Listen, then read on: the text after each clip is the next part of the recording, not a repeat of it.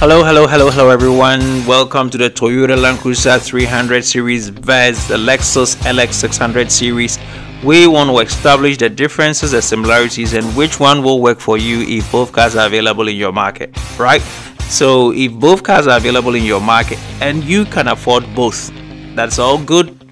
We say a big hallelujah to you. However, if your market conditions remain the same, as in both vehicles being available, and you are torn between the two, I have what you just need, so do not move an inch. The very insight to guide you to the best choice. Okay, so are these full-size SUVs just twins with infinitesimal alterations in levels of luxury? No, not entirely. Here are what differs on each of them. So let's just hurry up into this and briefly touch on where we see the similarities that matter and where we also find the differences that matter. So Lexus revealed its take on the LC300, Toyota Land Cruiser 300. Again, they called it the LX. Here you are with a swift section itemizing some of the key differences and similarities between the new Lexus and the new Land Cruiser here. So the new Land Cruiser is in delivery process and with samples in dealerships already, whereas the Lexus is expected to hit the market during the 2022 year, with the company offering nothing more than any specifics right now. Now, these vehicles are just motorized doppelgangers, but the Lexus, of course, inclines to a more certified legacy prestigious bias, and we'll get down to that. So to begin with, let's start with the design, and I'm just going to put those vehicles there. We can go through the design and we can establish a whole chain of similarities and differences. If you thought the Toyota Land Cruiser's grille was ostentatiously gargantuan as seen here, please take a good look again. The Lexus latest iteration of its signature design takes it to another whole level. So it is all about gargantuan to gargantuan. Enormous, gigantic is the catchphrase. Now the pair also offer different headlights, as you can tell. Running lights designs are different from bumpers. The Land Cruiser actually has a few different designs depending on the spec you choose, same as the Lexus also. And the wheels, actually the Lexus max out at 22 inches for the top trims, against the Toyota maxing up at 20 inches for the highest trims. Now if you look at the bonnet, it has the same center sculpting, and identical is the wheel arches and door and shoulder line, but the rear window, the rear side window and D pillars are different shapes, and the Lexus has a brusher chrome detailing. So take a good look again and you can tell the similarities there, the shoulder line, the door and all that, except the D pillar and the shape that it has there, right? Now, there are more obvious differences at the rear, so let's just go back to the vehicle and take a good look at where the differences are. So, with the Lexus sporting a full-width tail light bar above a rather nice lettering, different stamping for the tailgate and new bumpers. So, it has a very nice new and seen rear design compared to the Toyota Land Cruiser LC300 that we have seen, which makes it distinctive of the LC300.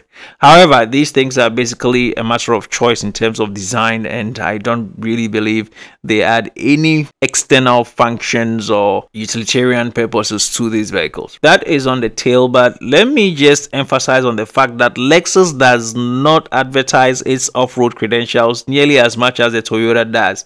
Now, representatives of this, the brand new Lexus LF Sport Grade looks more on-road focused, so just take a good look at that than the base version, whereas when you get to the Land Cruiser 300, the GR Sport Halo is a more off-road ready capable vehicle than the other LC300 models that we have seen. So the emphasis is still on road, off-road between those two cars, and it comes down to your preference. If you want to look an off-roader out there, then the Land Cruiser GR Sport Halo may be the best choice for you. But if you want to have still an off-road capable vehicle that still looks on-road, the LX F Sport Grade is good.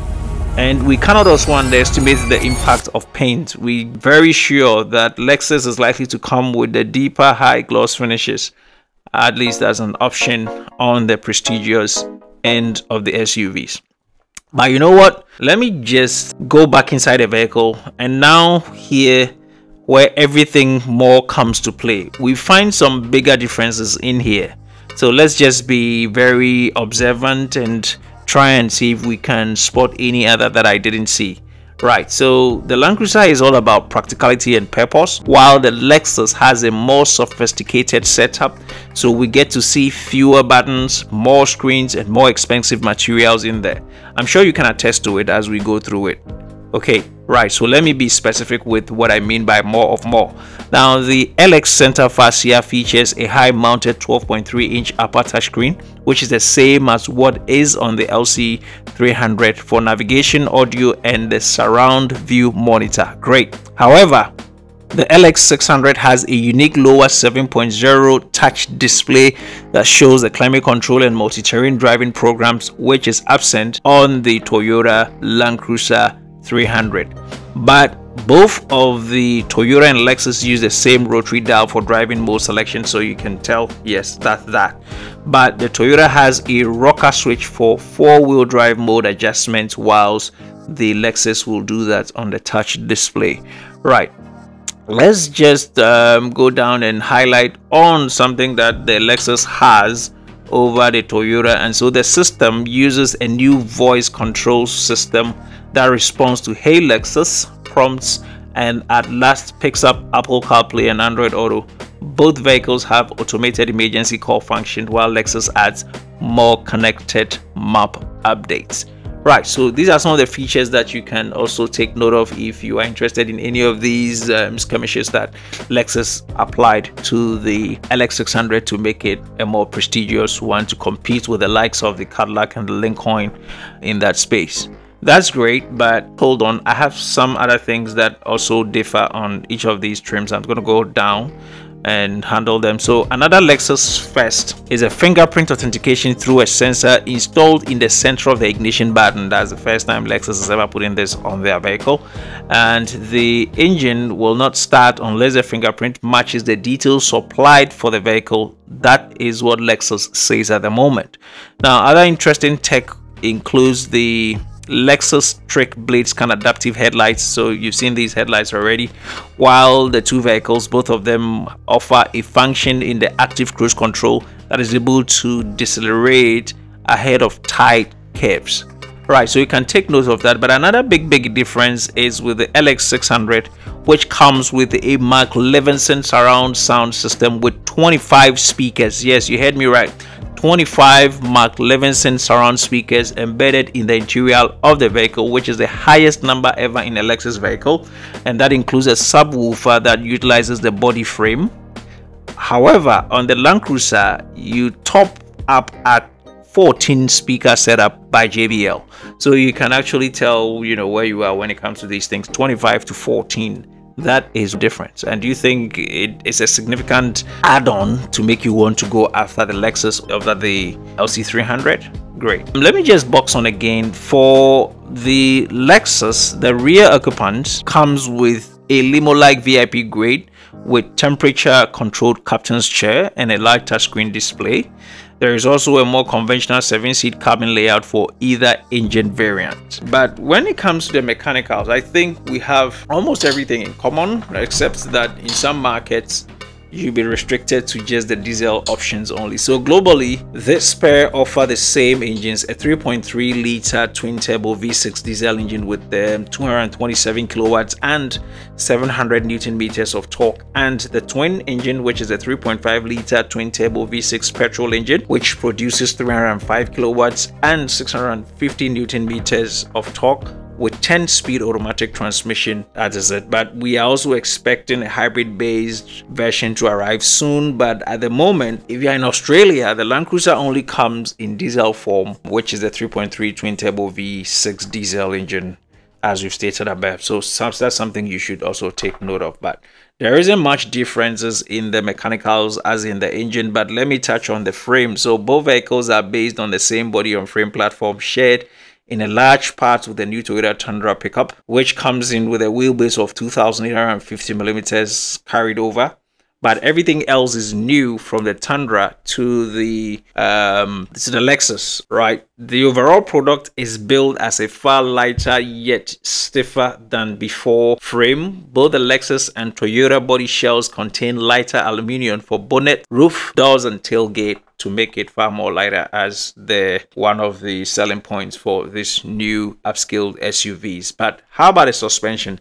Both vehicles use double wishbone front and 4-link rear suspension, adaptive variable suspension, downhill crawl control, surface specific traction modes that work in low and high range gears, and diff lockers at both ends of the suspensions. Okay, so that is to take note, but this is where there is a very huge difference, so you just have to pay attention to this and take notes. The Lexus uses an electric power steering system though, whereas the Land Cruiser 300 uses a rack and pinion steering wheel system, which combines a meaty hydraulic power assistant, an electric steering actuator that lets the active lane keeping aid function. So if you think this is something that would matter to you the most, then you know the difference now. Electric power steering as opposed to the rack and pinion steering system with assistance from the actuators. That is one other point. But before I bring this whole thing to an end, areas where you can actually spot differences would be in certain grades. So the LX600, the main differences are specific to certain grades. Okay, now when you take the Land Cruiser 300 Sahara ZX, which is top of the line,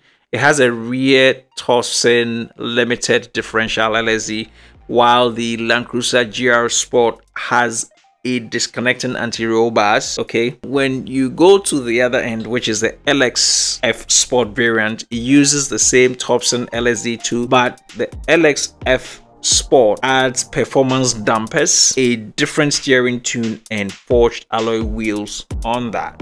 Okay, so that is an area where you can also find evidence of some changes in the mechanicals, but they are mostly between the trims of the same models. Right, so basically this is a few that we found and we decided to put there. If you also found anything that we didn't bring out here, you can state in the comment section. If you want to find a lot more information on these vehicles, there are links on my left and right that leads to the GR Sports, Toyota Land Cruiser, and the regular models, so you can follow up. But before I bring this whole thing to an end, the ownership system of this vehicle: Toyota offers a 5-year warranty and 10 capped price services for the Land Cruiser series. However, Lexus stands apart with its Encore after sales program, which combines guaranteed service, loan cars or car pickup, free access to various valet services, and invites to brand events. So if you are considering any of these vehicles, this is what you tend to enjoy in the ownership process of these vehicles. All right, I hope that these similarities and dissimilarities that we are able to itemize here will aid your decision making. Very much grateful for you passing through, and want to say a big thank you to you. Try and have a good day, and take care of yourself until we meet same time again. Bye bye.